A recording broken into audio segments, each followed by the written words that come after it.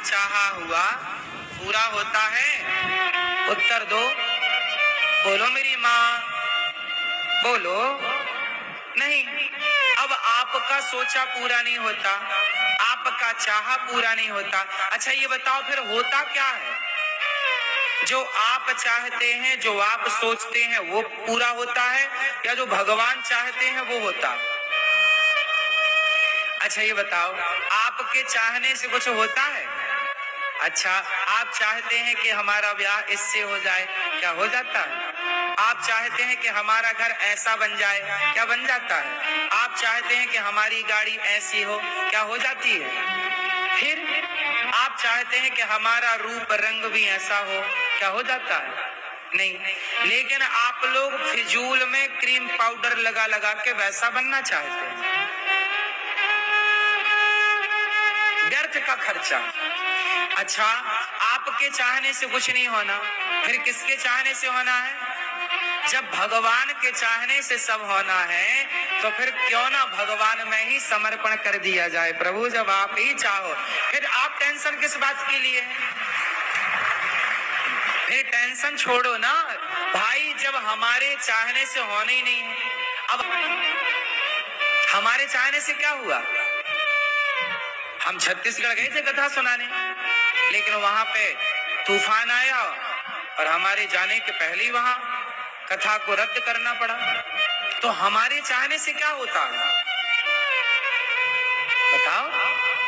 हम देखो छत्तीसगढ़ कथा सुनाने गए और सुना रहे हैं वृंदावन में बैठ करके, मतलब हम अपने हिसाब से नहीं चल रहे हैं, कोई शक्ति है जो हमें अपने हिसाब से चला रही है। बोलो हाँ।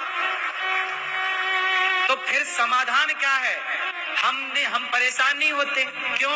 हमें पता है कि हमें भगवान चला रहे हैं, हम उनके हिसाब से, इसलिए हम तो सरेंडर रहते। प्रभु ने कहा कि जाना छत्तीसगढ़ तो चले गए, वहां तूफान भगवान ने भेज दिया कि भाई अब यहाँ से चलो वापस आओ, हम वापस आए, चलो यहाँ कर। हमने समर्पण कर रखा है अपने आप को, प्रभु तुम्हारी मर्जी, हम तो तुम्हारी पतंग है, जैसे तुम उड़ाना चाहो उड़ाओ। में समर्पण कर दोगे तो फिर टेंशन आपको थोड़ी होगी, हमें तो कोई टेंशन नहीं। बोलो हाँ। हर हाल में हमें ये जानते हैं कि हम अपनी मर्जी से नहीं चल रहे हैं, हमें कोई शक्ति चला रही है। तो ये समर्पण है ना, इसलिए हम टेंशन नहीं लेते। आप टेंशन लेते हो, आपको लगता हम कर रहे हैं, आपको लगता बेटी का ब्याह हमें करना है, मैं बेटी का ब्याह। अब जब बेटी का ब्याह तुम्हें करना है तो टेंशन तुम्हारी ही होगी, और आप कहती हो बेटी का ब्याह हमें करना है। नहीं, जिसने बेटी को आंख दी है, जिसने बेटी को पांव दिए हैं, ये बताओ तुम्हारी बेटी, पांव किसने दिए तुम्हारी बेटी को? तुम्हारी बेटी को किडनियां किसने दी? पेट और पीठ किसने दिया? कान और मुंह किसने दिया? जिस परमात्मा ने तुम्हारी बेटी को बनाया है, उसे गोरा या काला बनाया है, लंबा या ठिनगा बनाया है, जिस परमात्मा ने उसे रूप रंग दिया, जिस परमात्मा ने उसे आंख कान हाथ पांव नाक दिए, क्या उस परमात्मा को चिंता भी करना? जिसने आंख नाक कान बनाई है, या होगा लड़का भी बनाया होगा जो आगे चलकर इसका पति होगा। जोड़ी तो सब ईश्वर बनाए ना भेजते हैं। बेटी पैदा हुई तुम्हारे घर तो उसका पति भी कहीं पैदा हो रहा होगा आसपास।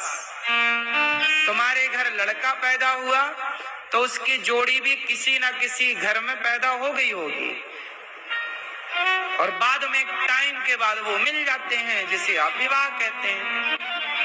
आप प्लानिंग करो, मैंने मेरी बेटी बनाई, मेरा बेटा बनाया, उसने ही इसके लिए इसकी जोड़ी भी बनाई होगी। जिस परमात्मा ने हमारा जीवन दिया है वही पते थे, खिचड़ी और दलिया आप खा नहीं सकते थे, तब उसी को चिंता थी ना। तुम पैदा हुए तो पैदा होती तुरंत माता के आंचल में तुम्हारे लिए मीठा मीठा दूध भर दिया, चिंता थी तब ना दूध की सप्लाई चालू हो गई। ना होता तो तुम पैदा होके फिर दलिया खा लो, तो खा लो खिचड़ी, खा लो मुर्गी की टांग, खा लो मछली। परमात्मा ही ना है जो तुम्हारे पैदा होते ही तुम्हारी माँ के आंचल में दूध भर रहा है। तुम क्यों नहीं देख पाते इस शक्ति को? तुम क्यों नहीं ईश्वर के हिसाब से चलते? अपना हिसाब किताब क्यों चलाते हो साहब? इसी से तुम तनाव में, डिप्रेशन में चाहते हो। अच्छा, दो लोगों का नाम सुनो, अर्जुन और दुर्योधन। दुर्योधन को भी भगवान श्री कृष्ण ने अपने हिसाब से चलाना चाहा था।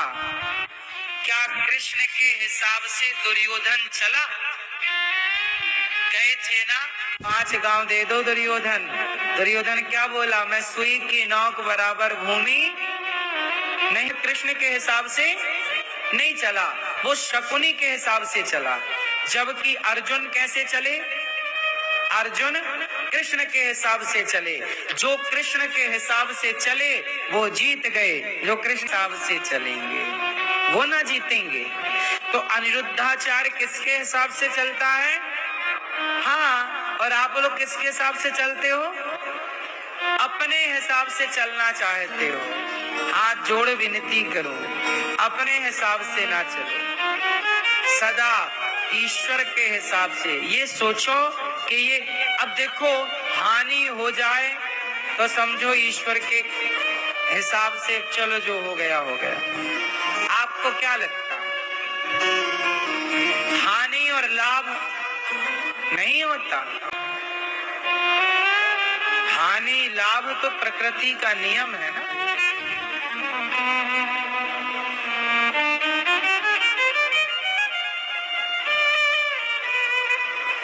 अब देखो, छत्तीसगढ़ में कथा थी, टेंट लगा, टेंट गिर गया, हानि हो गई टेंट वाले की।